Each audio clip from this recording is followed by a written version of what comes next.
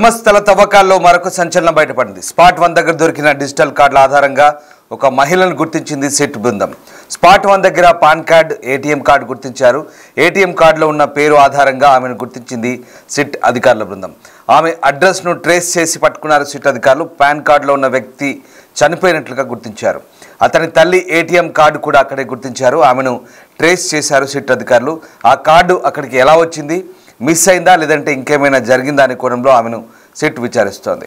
కొడుకు అనారోగ్యంతో చనిపోయినట్లుగా గుర్తించారు. స్పాట్ 1లోనే మహిళా జాకెట్, బ్యాగ్ గుర్తించారు. సిట్ అదుపులో ఆమె ఇచ్చే సమాచారమే ఇప్పుడు కీలకంగా మారుతోంది. ఈ నేపథ్యంలో ఒకసారిగా ఈ ఆనవాళ్లకు సంబంధించి ప్రస్తుతం నిర్ధారణ చేసుకునేందుకు సిట్ అధికారులు అయితే పూర్తి స్థాయిలో ఇంకా ట్రేస్ అవుట్ చేస్తున్నారు. స్పాట్ 1 దగ్గర దొరికినటువంటి డిజిటల్ కార్డుల ఆధారంగా ప్రస్తుతం ఆ మహిళను గుర్తించారు. మహిళ బ్రతికే ఉంది. అయితే ఆ పాన్ కార్డులో ఉన్నటువంటి వ్యక్తి చనిపోయినట్టుగా చెప్తున్నారు. ఏటీఎం కార్డులో ఉన్న పేరు ఆధారంగా సిట్ అధికారులు ఆమెను గుర్తించారు. ఆమె అడ్రస్ను ట్రేస్ అవుట్ చేసి గుర్తించినట్టుగా తెలుస్తుంది. ధర్మస్థలంలో జరుగుతున్నటువంటి తవ్వకాలకు సంబంధించిన పురోగతికి ఇంకా పూర్తి స్థాయిలో సమాచారం అయితే సిట్ అధికారులు పంచుకోవటం లేదు. కానీ నిన్న జరిపినటువంటి తవ్వకాల నేపథ్యంలో 6వ పాయింట్ దగ్గర అస్థిపంజరాలు అలాగే ఎముకలు దొరికినట్టుగా నిన్న సిట్ అధికారులు పరిశీలనలో వెళ్లడినట్టుగా బయటకు సమాచారం అందింది. ఇంకా దీనికి సంబంధించి పూర్తి స్థాయి అధికారిక ప్రకటనలు కూడా ఇంకా సిట్ అధికారులు అయితే ప్రస్థానం చేయట్లేదు. ఇక ధర్మస్థలంలోని కార్మికుని వెల్లడిలో ఇప్పటివరకు పూర్తి పరిశీలన జరుగుతుంది. 7వ స్పాట్లో ఇవాళ తవ్వకాలు అలాగే పరిశీలన జరగబోతుంది. మరోవైపు రోడ్డుతో కలిసిన మచ్చలు ఈరోజు పరిశీలిస్తారు. ఇక మట్టి యంత్రం ఉపయోగించిన పరీక్షకు ఇవాళ అవకాశం ఉన్నట్టుగా చెప్తున్నారు. ఇక మరోవైపు మృతదేహాలకు సంబంధించి ఇప్పటికే ఆనవాళ్ల గుర్తింపుకు సంబంధించి పూర్తి స్థాయిలో తవ్వకాలు అయితే కొనసాగుతున్న పరిస్థితి కనబడుతుంది. మరోవైపు ధర్మస్థలలో 6వ ప్రదేశంలో దొరికిన అస్థిపంజర అవశేషాల గురించి పూర్తి స్థాయిలో ఫోరెన్సిక్ ల్యాబ్కు పంపి ఆ అవశేషాలు ఎవరి అనే అంశంపై ప్రస్తుతం అధికారులు ఆరా తీసే పనిలో ఉన్నట్టుగా తెలుస్తుంది. ధర్మస్థలంలోని 5 ప్రదేశాల్లో 2 రోజులుగా తవ్వకాలు జరిపినా ఫలితం లేకపోవడంతో ప్రత్యేక దర్యాప్తు బృందం గురువారం తవ్విన 6వ ప్రదేశం నుంచి ఒక వ్యక్తిదని చెప్పబడుతున్న కొన్ని అస్థిపంజర అవశేషాలను మాత్రం స్వాధీనం చేసుకున్నారు. సో ఆ ప్రదేశంలో 15 ఎముకలు కనుగొనబడ్డాయని, పుర్రె కనిపించలేదని సిట్ అధికారులు అంటున్నారు. వీటిలో కొన్ని ఎముకలు విరిగిపోయాయని చెప్తున్నారు. ఇక సంఘటనా స్థలంలో ఉన్న ఫోరెన్సిక్ నిపుణుడు ఆ ఎముకలు ప్రాథమికంగా పురుషుడివేనంటూ అభిప్రాయపడ్డారు. ఫోరెన్సిక్ పరీక్ష తర్వాత తుది అభిప్రాయం వెల్లడించే అవకాశం ఉన్నట్టుగా సిట్ అధికారులు అయితే చెప్తున్నారు. ఫోరెన్సిక్ నిపుణులు అలాగే నేరస్థల అధికారులు శరీర భాగాలను స్వాధీనం చేసుకున్నారు. స్థలం అలాగే భాగాలు అక్కడ ఎలా ప్రాంతంలో ఇమిడి ఉన్నాయనే సందర్భానికి సంబంధించి ప్రస్తుతం అధికారుల బృందం పూర్తి స్థాయిలో పరిశీలిస్తోంది. Puttur sub divisional commissioner Stella Varghese సంఘటనా స్థలంలో పూర్తి స్థాయిలో దర్యాప్తుకు అధికారులను ఆదేశించారు. ఇక ఫిర్యాదుదారుడైనటువంటి మాజీ పారిశుద్ధ్య కార్మికుడు 1995 నుంచి 2014 మధ్య 100కి పైగా మృతదేహాలను ఖననం చేసినట్లు సిట్ అధికారులకు వాంగ్మూలం ఇచ్చారు. జూలై 28న సిట్ ఫిర్యాదుదారుడిని ధర్మస్థలంలోని స్నానఘాట్కు తీసుకెళ్లింది. అక్కడ అతను 13 ప్లేస్లను అధికారులకు చూపించాడు. జూలై 30 వరకు మొత్తం 5 ప్రదేశాలతో వారైతే మానవ అవశేషాలు కనుగొనబడలేదు. తర్వాత అటవీ ప్రాంతంలో అలాగే నేత్రావతి నదికి దగ్గర ఉన్నటువంటి 6వ ప్రదేశంలో గురువారం జరిపిన తవ్వకాలకు సంబంధించి ఈ ఎముకలు దొరికినట్టుగా అధికారులు చెప్తున్నారు. ఇక మొదటి స్థలంలో తవ్వకాలు జరుపుతున్నప్పుడు దొరికిన మహిళ డెబిట్ కార్డును, పురుషుడి పాన్ కార్డును కనుగొన్నారు. అప్పుడు దర్యాప్తు బృందం పాన్ కార్డు దొరికిన వ్యక్తి కుటుంబాన్ని గుర్తించింది. బెంగళూరు గ్రామీణ జిల్లాలోని నెలమంగల తాలూకాకు చెందిన సురేష్ అనే వ్యక్తి 2025 మార్చిలో తన స్వగ్రామంలో కామెర్లతో మరణించాడు. అలాగే అక్కడే అంత్యక్రియలు జరిగాయి.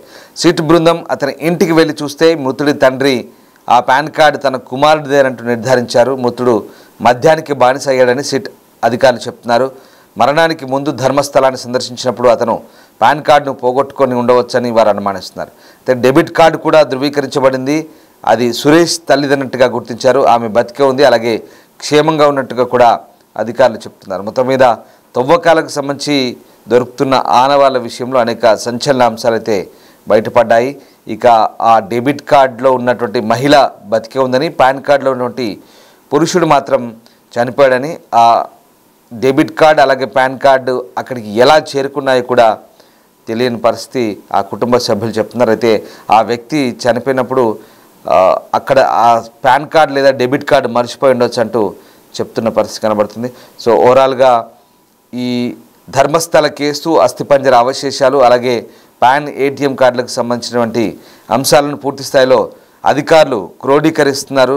ప్రస్తుతం ఆ ఫిర్యాదుదారుడైనటువంటి మాజీ పారిశుద్ధ్య కార్మికుడు ఇచ్చినటువంటి సమాచారం ఆధారంగా ప్రస్తుతం తవ్వకాలు అయితే కొనసాగుతున్నాయి. ఇవాళ 5వ రోజు తవ్వకాలు కొనసాగే అవకాశాలు కనిపిస్తున్నాయి. నేత్రావతి నదీ సమీపంలోని అటవీ ప్రాంతంలో కనుగొనబడిన అవశేషాలకు సంబంధించి ఎముకలు అలాగే ప్రస్తుతం దొరికినటువంటి కార్డుల ఆధారంగా కొన్ని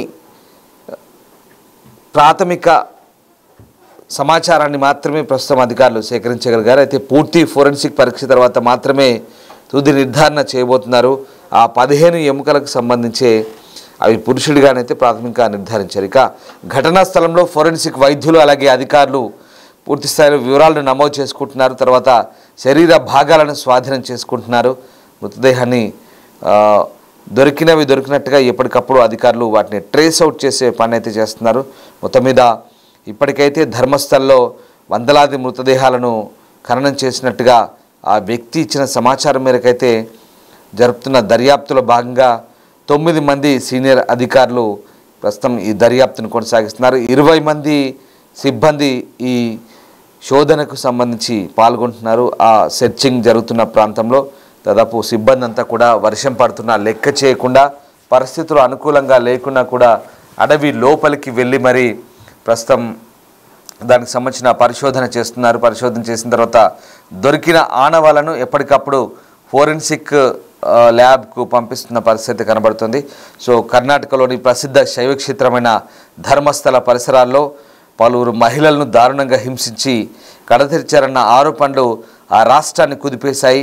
వాస్తవాలు వెలికి తీయడానికి రంగప్రవేశం చేసిన ప్రత్యేక దర్యాప్తు బృందం గురువారం కొనసాగించిన ఈ పరిశోధనలో పుర్రెలు, ఎముకలైతే వెలుగు చూడడం సంచలనంగా మారింది. అవి 2 మహిళలకు చెందినవి కావచ్చంటూ అంచనా వేసినప్పటికీ ఎముకలు మాత్రం పురుషునిగా చెప్తున్నారు. సో అటవీ ప్రాంతం కావడం, దానికి తోడు భారీ వర్షాల వల్ల దర్యాప్తు కాస్త ఆలస్యం అవుతుంది, జాప్యం జరుగుతుందంటూ సిట్కు నేతృత్వం వహిస్తున్న డాక్టర్ ప్రణబ్ మహంత్ అయితే చెప్తున్నారు. సో దర్యాప్తు సంస్థల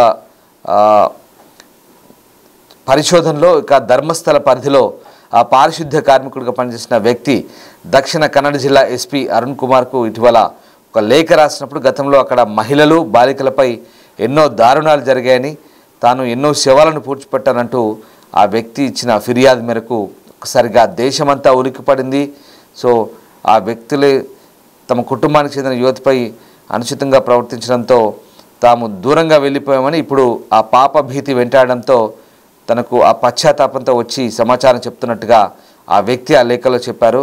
అదే సమయంలో 20 ఏళ్ల కిందట అదృశ్యమైన వైద్య విద్యార్థిని ధర్మస్థలకు వచ్చి కనిపించకుండా పోయిందని సుజాత భట్ అనే మహిళ ఆరోపించారు. తన కుమార్తె అనన్య భట్ మృతికి సంబంధించి రీఇన్వెస్టిగేషన్ చేయాలంటూ ఆమె చేసిన ఆరోపణ నేపథ్యంలో పోలీసులు ఫిర్యాదు కూడా అప్పట్లో తీసుకోలేదంటే ఆమె వెల్లడించారు. అయితే ఇలాంటి ఆరోపణల నేపథ్యంలో ప్రభుత్వం జూలై 19న 4 ఐపీఎస్ల ఆధ్వర్యంలో సిట్ను అయితే ఏర్పాటు చేసింది. మృతదేహాలను ఖననం చేశానని చెప్పిన వ్యక్తిని విచారిస్తున్నారు. అతడు చెప్పిన 13 చోట్ల ప్రస్తుతం అయితే తవ్వకాలు జరుపుతున్న పరిస్థితి. సో మొత్తం మీద దక్షిణ కన్నడ జిల్లాలోని ఓ చిన్న గ్రామమైన ధర్మస్థలలో ఎన్నో ఏళ్ల కిందటే మంజునాథ స్వామి ఆలయం విస్తరించింది. ఆ రకంగా ప్రస్తుతం ఆ చుట్టుపక్కల ప్రాంతాల్లో ఎన్నో మెడికల్ కాలేజీలు ఉన్నాయి, ఆయుర్వేద కాలేజీలు ఉన్నాయి, విద్యా సంస్థలు ఉన్నాయి, భక్తుల రాకపోకలు జరుగుతాయి. అలాంటి చోట ఇలాంటి ఆరోపణలు రావడం విస్మయం కలిగించిన పరిస్థితి. సో గత 10 ఏళ్లలో ధర్మస్థల, బెల్తంగడి అలాగే ఉజిరే పోలీస్ స్టేషన్ల పరిధిలో 450 మంది అనుమానాస్పదంగా కనిపించకుండా పోయారు. వీటిలో ఒక్క కేసును పూర్తి స్థాయిలో విచారించలేదన్న ఆరోపణలు కూడా ఉన్నాయి. సో పేదలు నోరు మెదపకుండా డబ్బుతో నోరు మూయించారని వామపక్షాలు కూడా ఆరోపిస్తున్నాయి. 2014లో కూడా ఓ కళాశాల విద్యార్థిని అత్యాచారానికి గురై హత్య చేయబడింది. దీంతో స్థానికంగా మోతుబరి కుటుంబానికి చెందిన వారు సామూహిక అత్యాచారానికి పాల్పడి హత్య చేశారంటూ ఆమె కుటుంబ సభ్యులు ప్రజా సంఘాలతో కలిసి అప్పట్లో ఆందోళన చేశారు. తమకు అనుమానం ఉన్న కొందరు వ్యక్తులను విచారిస్తే వాస్తవాలు బయటకు వస్తాయంటూ కూడా తాజాగా కోర్టు దృష్టికి తీసుకెళ్లినట్టు తెలుస్తుంది. ఇన్ని రకాల ఆరోపణల నేపథ్యంలో స్థానికంగా ఇక సామాజిక మాధ్యమాల్లో ధర్మస్థల పేరైతే మారుమోగిపోతుంది. దీంతో చాలామంది ఇటు యూట్యూబర్లు కూడా తమను లక్ష్యంగా చేసుకొని పోస్టులు వీడియోలు పెడుతున్నారంటూ కొందరు పెద్దలు బెంగళూరులోని సిటీ సివిల్ కోర్టును ఆశ్రయించారు. అసత్య ప్రచారం చేయవద్దంటూ న్యాయస్థానం సామాజిక మాధ్యమాలపై నిర్బంధాన్ని కూడా విధించింది. అలాగే దాన్ని ప్రశ్నిస్తూ ఒక యూట్యూబ్ ఛానల్ ప్రతినిధులు కూడా సుప్రీంకోర్టు కూడా వెళ్ళిన వారి ప్రయత్నాలు ఫలించిన పరిస్థితి. మొత్తం మీద ధర్మస్థల వ్యవహారం అయితే ప్రస్తుతం ఆసక్తికరంగా మారుతుంది. అనేక మలుపులు తిరుగుతుంది. ధర్మస్థలలో జరుగుతున్నటువంటి ఈ వ్యవహారం ఏంటి, అసలు ఇంకా అంతుచిక్కని రహస్యాలున్నాయి. ఇంకా ఆ వ్యక్తి చెప్పిన అంశాలను పూర్తి స్థాయిలో పోలీసులు పరిశోధన చేస్తున్నారు. నిజంగా అతను చెప్పినట్టుగా వందలాది మృతదేహాలను ఖననం చేశాడా ఏంటి, అసలు అక్కడ ఉన్నటువంటి ఆధారాలు ఏంటి, ఆనవాళ్ళు ఏంటి అనే పరిశోధనలు చేస్తున్నారు. అధికారుల బృందం, దర్యాప్తుల బృందం తీవ్రంగా శ్రమిస్తోంది. ఇంకా మరికొద్ది రోజుల పాటు ఈ పరిశోధన కొనసాగే అవకాశం కనిపిస్తుంది.